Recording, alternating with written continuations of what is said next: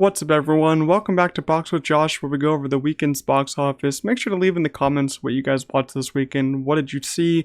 What did you like? What did you not like? Leave it in the comments down below. I watched A Haunting in Venice this past weekend. Thought it was okay. I have a review up on the channel for it. Before we get started, make sure you leave a like. It helps out a lot. But coming in first place this weekend, first place and second place are very close, so we could see with the actuals coming out in a couple days if these actually stack up. But with the projections so far, first place comes The Nun 2, and its second weekend dropping 55%. This is not a bad drop, I would say. I thought it would be so much higher because it's like one of those big blockbusters that people go to the first weekend, and it's not really a great reviewed movie, so I thought it was going to drop a lot more, but it didn't end up dropping as much as I did think it was going to drop. It made $14.7 million. And it's at 56 million domestically so far, and I think it's crossed 150 million worldwide already, and its budget is super low, so this one's easily going to make profit back to the studio. Horror movies just do so well, especially these Conjuring ones. The budgets are super low. They're usually only like $20 to $40 million budgets before marketing, so that production budget is super low. So The Nun 2 is easily going to be a successful horror movie this year. As coming in second place is A Haunting in Venice, making $14.5 million on its first weekend. This one, yeah, it just came out. I don't know a lot of people who saw this. As I said, I did see this one. I feel like it shot pretty well. The story, though, I thought was pretty weak, and it's the third one in this like Kenneth Branagh trilogy. It did perform like second place in the trilogy because Death on the Nile did perform worse than this because it was released like right after COVID. But Murder on the Orient Express still did so much better than these movies. As time goes by, I think people stop caring about these mystery movies because they're not really like top tier mystery movies, I would say. They're decent, but at the same time, I don't think they're anything special. So that 14.5 is a little bit worrying because it probably has a decent budget because with like these Disney Fox movies, they always inflate the budget, so I don't know how much that one's going to make total. We're going to have to look at that second weekend drop next week because it does have competition coming up, but I would say that's a pretty weak number for that movie. Coming in third place this weekend is The Equalizer 3. It's in its third weekend and it grossed $7.2 million this week on only a 40% drop. We did talk about this one last week, how it had such a big drop, but its drops are becoming a bit more stable now. 40% is what I'm a lot happier with. It's at 73 million domestically total so far. It could get close to the 100 million mark. It might hit the 100 million mark, but I'm still betting low 90s. I think it's going to be like end at like 92, 93 million domestically. It might push to 100 million domestically, but I'm not going to hold that to like 100% chance because it's slowing down a decent bit. And there's other action movies that are going to come out, especially next week. There's another big action movie. So I really don't think it's 100% chance it's going to get to 100 million domestically, but internationally, I think it's doing pretty good. Coming in fourth place is My Big Fat Greek Wedding 3, grossing $4.7 million second weekend for this one. It's at 18 million domestically so far. It had a 53% drop. I can't really compare this to any of the first two because I don't know the box office numbers for those, and I never even saw this yet. I'm probably going to wait for digital for that one. I just don't care about it.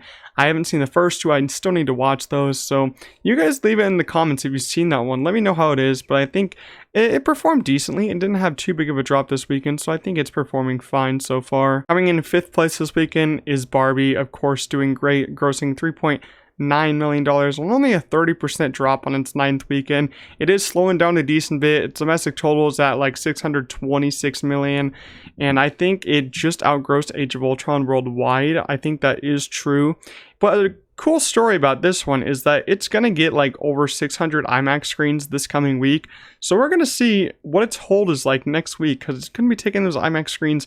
Will people go and still see an IMAX because it is on digital? That's why it didn't really gross a lot this week, but only dropped 30%, so it did pretty well for it being on digital still. But I want to really see what those IMAX screens will do for this because it's not an IMAX ratio, but there is some extra footage showed at the end, I think, in the IMAX showing. So if you want to see some extra footage, like a post-credit scene, I think there is that. I might go see it, but at this point, I don't really know if I care enough. But it's still doing pretty well. Go Barbie, go! Coming in sixth place this weekend is Jawan, the Indian blockbuster, grossing $2.5 million on a 59% drop. It's a great drop for this movie. I still haven't seen it because I don't think it's playing by me yet. Heard people say it's a really fun action movie, so maybe I'll watch it on digital because, yeah, I don't think I'm going to get it where I am, sadly. But, I've heard people say it's great. It's doing good in the US. And, I'm actually looking forward to it because I like that good word of mouth for these movies and I want to support them. Coming in 7th place this weekend is Blue Beetle, grossing $2.4 million on a 35% drop. Its drops are still getting better. I think its legs are finally holding up just decent bit. It's in its 5th weekend right now. Its domestic gross is about $67 million. Still not going to get to that 100 million domestic mark, which I think would have been great for this movie to get to because DC's been on really that low trend so far. They did have the Aquaman 2 trailer and it looks pretty good. I will say visually it looks stunning. Action looks great, but I'm still worried about the story, and I feel like they showed a lot in that trailer. So I'm very interested to see how Aquaman does in the Christmas time, to see if that one will do better. I think it will. I think Aquaman domestically could do about 150 million, maybe 200 if it's lucky, but that's a hard number to cross. Blue Beetle, though, its drops are getting better, but still it's not going to get to 100 million domestically. Coming in 8th place this weekend is Gran Turismo, grossing 2.3 million on a 33% drop. This one's drops are also getting better. It's on its 4th weekend. It's pretty much at 40 million domestically. Its domestic number isn't great. Its worldwide, its international number is a bit better. I think it's at 100 million worldwide. I'm not sure if that's going to break profit. I'm not sure on that budget, but I think it is heading to digital next week. I think it is on the 26th. So if you're waiting for digital, it's coming to digital pretty soon. Coming in 9th place this weekend is Oppenheimer, grossing 2.1 million on only a 32% drop, also in its 9th weekend. And its domestic gross so far is 318 million, and it finally did it. Worldwide, it finally became the #1 biopic, surpassing Bohemian Rhapsody. I didn't think that any biopic would ever outgross that movie. Like, it's at 900 some million right now. Oppenheimer grossing that much just seems like a fever dream. I don't think it's going to get to $1 billion in this theater run, but maybe when the Oscars season comes around and I think they're going to re-release it in IMAX. I think it could do big numbers because it would be so long since I played in IMAX. I'll definitely see it if it plays in IMAX again, because I think that's the only way you got to see this in IMAX. So I think it's going to end around like 950 million on its theater run right now. And maybe if it gets re-released, I think it could do $1 billion. That would be big. But coming in 10th place this weekend is TMNT Mutant Mayhem, grossing $2 million on a 28% drop. The drops are actually really doing good for this movie right now. I was getting worried that the legs weren't going to kick in, but the legs have finally kicked in for this movie. I'm very happy about it. It's a very good movie. I don't think it's amazing like some other people, but I like it a lot. It's in its 7th weekend so far, still pushing at 115 million domestically. With these good drops, I think it could get to 120 to 130 million domestically, which I like to see. I wish it got to that 150 million domestic mark. That would have been big for this movie, but still I think the legs are finally holding up for it. So let's get to what's coming out this weekend. All right, coming out this week, we have 3 big things, 2 big movies, and then 1 big TV show. The first movie that's coming out is Expendables 4. It's the 4th Expendables movie. This is like 9 years after the 3rd one. It's been a long time since Expendables have even like seen the light of day. So we're gonna see how this one does. The trailer looked decent. I'm not really too big a fan of the Expendable movies. I think they're fine. I think they're pretty funny. I think they're more funny than like the great action stuff in it. So I do have a lot of laughs with those movies. I thought the first one was okay. I actually like the second one. Third one was also okay. But another interesting movie coming out this week is No One Will Save You, coming to Hulu. It's like an alien invasion type of movie.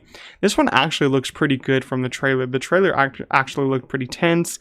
Some scary moments in there. I can't wait to watch it. I wish it was going to theaters though, but we're going to have to stick to Hulu for that one. Can't wait. And then the other big thing dropping this week is for a TV show. Sex Education Season 4 comes out, the final season of this show. I became a big fan of this show. I think it works a lot. I think the script is very smart. I think the actors do well. But yeah, I think it's about time they ended it because a lot of the actors were leaving the show. And I think it's just 4 seasons, I think is enough, especially since it centers around like a high school. You got 4 years in most high schools, so 4 seasons, and it was season 4. Very interested to see how this season ends. I'm a big fan of this show. Hop on that show if you haven't seen it. It's pretty great. I like it a lot. But that's all for this week's Box with Josh. I hope you guys enjoyed, and I'll see you guys in the next one. Peace out.